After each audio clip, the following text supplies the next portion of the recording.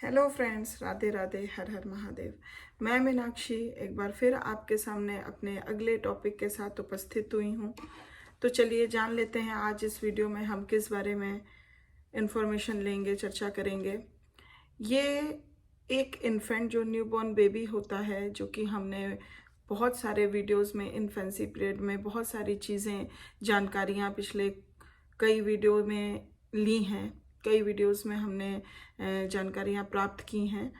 तो उसमें हमने देखा कि बच्चे का जन्म जो होता है, कभी कभी प्री टर्म बर्थ भी हो जाते हैं, जिसको हम प्री मैच्योरिटी बोलते हैं, जिसमें बच्चा जो है अपने समय से पूर्व ही जन्म ले लेता है, जिस कारणों से उसे बहुत सारी कठिनाइयों का सामना करना पड़ सकता है और अपने पोस्टनेटल एनवायरनमेंट में एडजस्टमेंट में भी उसको बहुत सारी तकलीफ़ें हो सकती हैं, जो उसके आगे के पूरे लाइफ के एडजस्टमेंट में भी दिक्कतें टाइम टू टाइम होती रहें। प्री मैच्योर बेबीज़ को हम लोग देखे हैं कि कई प्रकार से जो होते हैं वो कमज़ोर होते हैं। फिज़िकली देख लो, साइकोलॉजिकली देख लो, मेंटली देख लो, हो सकते हैं। तो कहीं ना कहीं देखा जाए तो प्री मैच्योरिटी जो है वो अगर हम कंपैरिजन करें अगर फुल टर्म बेबी के साथ, फुल टर्म इन्फेंट के साथ, तो अपने साथ बहुत सारी दिक्कतें लेकर आती है। कभी कभी तो सर्वाइवल पे भी क्वेश्चन उठ जाता है कि बच्चा सर्वाइव भी कर पाएगा कि नहीं। तो प्री मैच्योरिटी जो होती है वो अपने साथ बहुत लॉन्ग टर्म इफ़ेक्ट्स लेके आती है, तो जो कि एक पूरे जीवन में कई सारे जो हमारे एक हम कह सकते हैं स्फीयर्स होते हैं लाइफ के, उसमें हर एक उसमें अपने कलर्स को छोड़ती है और दिक्कतों को शो करती है। तो आज हम इस वीडियो में उसी long term effects of pre maturity के बारे में चर्चा करेंगे। तो अगर देखा जाए तो किन किन प्रकारों के इफ़ेक्ट्स कहाँ कहाँ पे पड़ते हैं प्री मैच्योरिटी के, तो हम जान लेते हैं। जैसे कि फिजिकल डेवलपमेंट एंड हेल्थ जो बच्चे का होता है उस पर पड़ता है। Developmental lack, sensory behaviour, motor control, speech development, intelligence, socialisation, emotional behaviour and deviant behaviour. तो चलिए अब इन हर एक जो हमने अभी चर्चा की उस पर थोड़ा थोड़ा हम और फोकस डालते हैं। तो इसलिए वीडियो में मेरी गुजारिश है कि अंत तक ज़रूर बने रहिए, और अगर अच्छा लगेगा तो एक लाइक ज़रूर दे दीजिएगा, और सब्सक्राइब नहीं किया है अभी तक तो प्लीज़ जल्दी से सब्सक्राइब करिए। जो हमारे पहले से सब्सक्राइबर्स हैं उन वो तो इन वीडियो का फ़ायदा उठा ही रहे हैं। बहुत बहुत धन्यवाद आपका कि आप मेरे वीडियो को देखते हैं, उसका लाभ उठाते हैं, पसंद करते हैं। लेकिन जो हमारे न्यू व्यूवर्स हैं उनसे मेरी बहुत ही गुजारिश है कि अगर आप ये वीडियो देख रहे हैं तो ज़रूर से सब्सक्राइब कर लीजिए। मैं आपको एश्योरिटी देती हूँ कि आगे आपको बहुत सारी अच्छी अच्छी जानकारियाँ इस वीडियो के माध्यम से और इस चैनल के माध्यम से मिलने वाली हैं। तो प्लीज़ जल्दी से सब्सक्राइब कर दीजिए। अब इसी के साथ मैं वीडियो को आगे बढ़ाती हूँ। तो सबसे पहली बात जो हम देखते हैं वो है फिजिकल डेवलपमेंट एंड हेल्थ। तो prematures are usually smaller than infants born at full term, जो कि जाहिर सी बात है। एक फुल टर्म बेबी जो होता है, अगर हम प्री टर्म बेबी को उससे कंपेयर करके देखें तो वो जो होते हैं वो कहीं ना कहीं उससे काफ़ी स्मॉलर होते हैं फिजिकली। साइज देख लीजिए, वेट देख लीजिए, कोई भी फिजिकल आप डायमेंशन को देख लीजिए, वो फुल टर्म बेबी से स्मॉलर होते हैं। And they tend to remain smaller than their age mates even after the growth spurt of puberty. Puberty stage तक आते आते भी हम ये देख सकते हैं कि जो एक ग्रोथ स्पर्ट होती है वो कहीं ना कहीं डिमिनिश होती है as compare to the full term infants. During the first year of postnatal life they suffer from more illnesses. अगर हम देखें कि जन्म से लगभग 1 साल तक वो बहुत बहुत जल्दी जल्दी बीमारियां, इलनेसेस आती जाती हैं प्री मैच्योर्स के अंदर, and more serious illnesses than full term infants. जितना हम देखें छोटे बेबी तो बहुत प्रोन होते हैं कि कोई भी इलनेस, कोई भी प्रॉब्लम उनको जल्द से जल्द लग जाती है। बट अगर कंपेयर किया जाए फुल टर्म बेबी के साथ, तो जो प्री मैच्योर्स होते हैं, प्री मैच्योर इन्फेंट्स होते हैं, उनको ये इलनेस बहुत ही फ्रिक्वेंटली और बहुत ही जल्दी और मोर सीरियसली इलनेसेस भी उनको लगने की आशंका हो जाती है और लग भी जाती है। The tendency to be sickly persist throughout the childhood year, और उस बच्चे का जो भी पूरा चाइल्डहुड ईयर्स है उस पर एक टैग सा लग जाता है कि द चाइल्ड इज सिकली चाइल्ड, कि बहुत जल्दी वो सिक होता है। They often have physical defects, specially I defects resulting from anoxia. Birth process के दौरान जो एनोक्सिया की प्रॉब्लम हो जाती है, लॉस ऑफ ऑक्सीजन होता है ब्रेन में, उससे कई प्रकार की प्रॉब्लम्स, इंजरीज एंड डिफेक्ट्स हो जाते हैं। उस कारण से उनको बहुत सारे फिजिकल डिफेक्ट्स होते हैं, स्पेशली आई डिफेक्ट्स हो जाता है, a common birth problem of pre matures. Next अगर हम बात करें तो वो होता है developmental lag.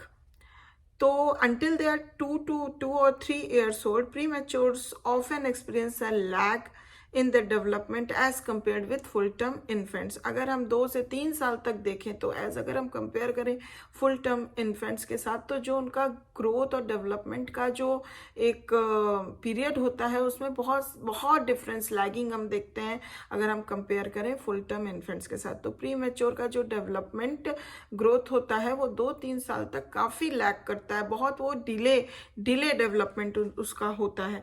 For example, they frequently are slow to sit, stand, walk and talk.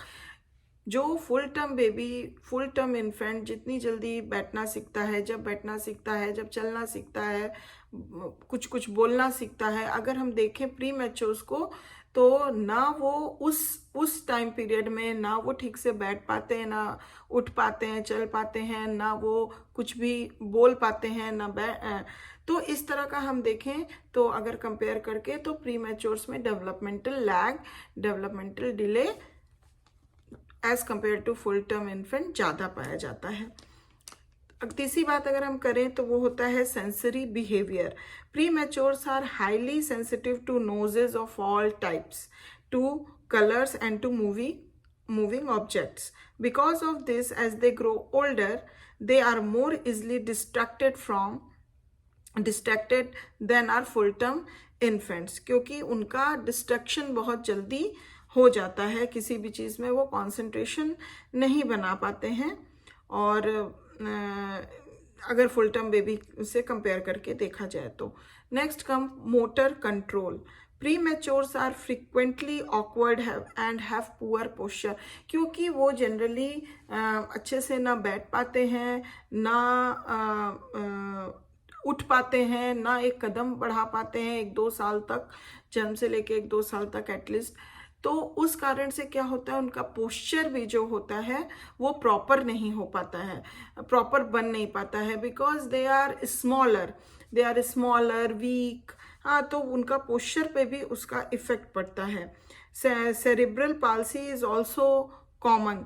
ये it is the result of brain damage. Brain damage होने से सेरिब्रल पाल्सी नामक एक परेशानी होती है, कठिनाई होती है जो ब्रेन में उत्पन्न हो जाती है, जिसके कारण से बच्चे का जो होता है मोटर डेवलपमेंट अच्छे से नहीं होता है, और उसका मूवमेंट जो है वो कोऑर्डिनेटेड और सही तरीके से नहीं हो पाता है। वो एक जैसे उसको बहुत फोर्स लगता है कोई भी मूवमेंट करने में।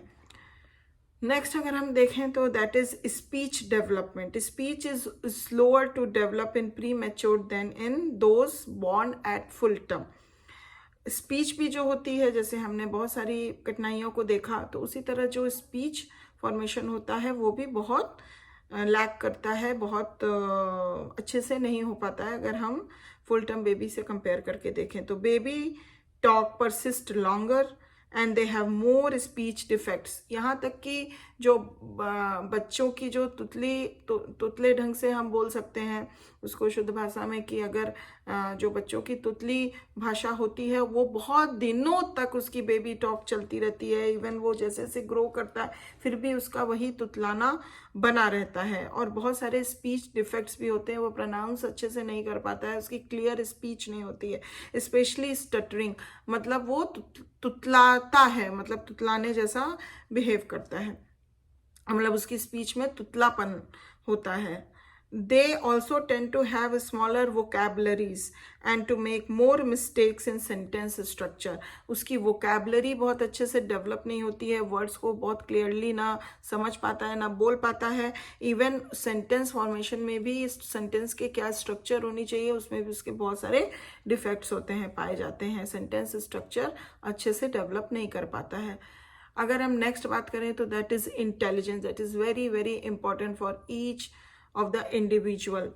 Prematures as a group have lower IQs. हम देखते हैं कि जैसे कि अगर वो फिजिकली वीक होता है तो कहीं ना कहीं प्रीमेच्योर्स मेंटली भी वीक होता है, ब्रेन भी उसका कहीं ना कहीं इतना फुली डेवलप नहीं करता है, इसलिए उसको उसके अंदर लोअर IQ भी, इंटेलिजेंस क्वोशिएंट भी लोअर पाया जाता है than those born at full term, अगर हम कंपेयर करके देखें तो। And they have more serious mental defects due to brain injury, क्योंकि विद द बर्थ प्रोसेस और वो जो प्री टर्म हो गया उस कारण से उसको ब्रेन इंजरी भी बहुत सारी आई हुई होती है, तो इस वजह से उसका जो IQ लेवल होता है वो भी काफ़ी कम होता है। Their scores in reading and arithmetic test tend to be lower and their grade placement below that which would be normal for their age. Now comes socialization. हम एज ए ह्यूमन बीइंग एक social being हैं जो हमारे जीवन में socialisation का बहुत महत्वपूर्ण स्थान है। तो हर व्यक्ति के जीवन में जब से वो जन्म लेता है सोशलाइजेशन प्रोसेस शुरू हो जाती है। तो यहाँ पे भी जो प्री मैच्योर्स होते हैं वो लैक करते हैं। Prematures tend to make poorer social adjustments than those born at full term. This persists into adolescence and may be due in part to parental overprotectiveness. और ये adolescent stage तक बरकरार रहता है, और क्योंकि वो कमज़ोर होते हैं फिजिकली मेंटली, तो कहीं ना कहीं पेरेंट जो हैं बच्चे को बहुत ज़्यादा ओवर प्रोटेक्ट करते हैं, हर समय छापे रहते हैं, तो उस कारण से क्या होता है उसका और जो सोशलाइजेशन है, सोशल जो एडजस्टमेंट्स हैं वो कहीं ना कहीं और ज़्यादा डिटेरिएट करता है। They also have more behaviour problems at all ages, और उसके हर एक लाइफ स्पैन के पीरियड में हम देखते हैं तो उसका जो डे बाय डे जो है वो बिहेवियर प्रॉब्लम्स भी उत्पन्न होती चली जाती हैं। Now comes emotional behaviour. Some prematures tend to be emotionally apathetic. कई बार देखा गया है कि मोस्ट ऑफ द जो प्रीमैच्योर्स होते हैं वो इमोशनली अपेथेटिक होते हैं, but more often they are petulant, irascible and negativistic. अगर हम इसको देखें तो वो ज़्यादातर कैसे होते हैं, ढीठ टाइप के बच्चे निकल जाते हैं, चिड़चिड़ापन उनके में बहुत होता है, नकारात्मक सोच होती है, नेगेटिविस्टिक नेचर के होते हैं. Emotional disorders are common as are nervous traits such as irritability, temper outburst. बहुत जल्दी उनका टेम्परामेंट जो है बहुत जल्दी गुस्सा हो जाते हैं, चिड़चिड़ा जाते हैं, किसी भी चीज़ पे आउटबर्स्ट निकाल देते हैं, और साथ ही साथ थंब सकिंग. तो ये कुछ उनके अंदर इमोशनल बिहेवियर जो है वो कहीं ना कहीं उनका गड़बड़ हो जाता है. Next comes deviant behavior. Infants who have suffered brain damage at birth show as they grow older. Birth के समय में जिसका ब्रेन डैमेज हुआ रहता है, जैसे जैसे वो बड़े होते जाते हैं उनका डेविएंट बिहेवियर जो है वो बढ़ता जाता है, जैसे कि accident proneness, nervous mannerism and hyperkinetic and disorganized behavior. If the brain damage is slight and transitory, they may show deviant behavior. अगर स्लाइड भी हो या ट्रांजिटरी हो तो भी वो डेविएंट बिहेवियर को शो करते हैं, स्पेशली किस टाइप के, जैसे कि immature and egocentric behaviour. Immaturity जैसा बिहेव करते हैं, हमेशा बड़े होने पे भी बचपने जैसा बचकाना हरकत जिसको बोलते हैं उस जैसा करने लगते हैं। This is due mainly to the overprotectiveness they have been subjected to by anxious parents। और अगर देखा जाए तो कहीं ना कहीं जब वो बॉर्न हुए थे प्रीमेच्योरली तो उनके पेरेंट्स के अंदर जो एंग्जाइटी डेवलप हो गई थी कि मतलब बच्चे के सर्वाइवल को लेके, बच्चे के डेवलपमेंट को लेके, एडजस्टमेंट को लेके, तो वो कहीं ना कहीं बहुत ज़्यादा ओवर प्रोटेक्टिव हो गए थे अपने बच्चे के प्रति। तो कहीं ना कहीं और बहुत एंग्शियस रहते थे, हर वक्त मतलब छापे रहते थे बच्चे को। तो कहीं ना कहीं ये भी एक बहुत बड़ा कारण है कि मतलब उसका इस प्रकार से इमेच्योर और ईगोसेंट्रिक बिहेवियर को शो करना। तो these are some of the long term effects of prematurity. तो हम तो यही चाहेंगे, कोई भी इंसान यही चाहेगा कि जो भी बेबी इस दुनिया में है वो अपना पूरा फुल टर्म करके आए दुनिया में, और उससे उसका बर्थ प्रोसेस बहुत अच्छे से हो, और होने के बाद उसका पोस्टनेटल इन्वायरमेंट भी बहुत अच्छे से हो, जिससे वो अपने पूरे जीवन में एडजस्टमेंट अच्छे से कर पाए। तो अगर इन केस बच्चे, भाई इन केस क्या, प्री मैच्योरिटी तो अमूमन देखी जाती है कि प्री मैच्योर्स बेबी हो जाते हैं। तो मेरा यही कहना है कि अगर बच्चे प्री मैच्योर्ड होते भी हैं तो पेरेंट्स को बहुत ज़्यादा अपने आप को काम रखने की ज़रूरत है, और बच्चे को जितना हो सके सपोर्ट देने की ज़रूरत है, जिससे उसके शुरुआती जो समय है बॉर्न के बाद, बर्थ के बाद, तो वो शुरुआती समय में अगर उसको एक अच्छा पोस्टनेटल इन्वायरमेंट और कामनेस अगर मिली तो हो सकता है कि वो अपने उस वीक जो डिसएडवांटेज जो अभी हम लोगों ने देखे जो हैं उसके साथ, उसकी फिजिकल और मेंटल जो हेल्थ ऑलरेडी प्री मैच्योरिटी के कारण बहुत डिटेरिएट है as compare to the full term infants, तो वो कहीं ना कहीं उसको वो हैंडल कर पाएगा, और शुरू से ही उससे उसको अंदरूनी मजबूती आएगी, जिससे कि वो अपने उस वीकनेस पे ओवरकम कर पाएगा। तो जैसा भी हो, हमें बच्चे के साथ अपना कोऑर्डिनेशन अच्छे से एज अ पेरेंट निभाना चाहिए, और यही कोशिश करनी चाहिए कि उसको ऐसा सपोर्ट दें जिससे वो अपने लाइफ में एडजस्ट कर पाए और वेल बीइंग के साथ रह पाए। तो इसी के साथ मैं अपने इस वीडियो को एंड करती हूँ, और आशा करती हूँ कि आपको ये सब पसंद आया होगा। तो प्लीज़ अगर है तो एक लाइक ज़रूर दे दीजिए, और अभी तक सब्सक्राइब नहीं किए हैं तो प्लीज़ जल्दी से सब्सक्राइब कर दीजिए। मैं फिर आती हूँ अपने नेक्स्ट वीडियो में एक अलग अच्छी रोचक टॉपिक के साथ। तो फिर मिलते हैं, तब तक अपना ध्यान रखिए, ख्याल रखिए। Bye bye, take care.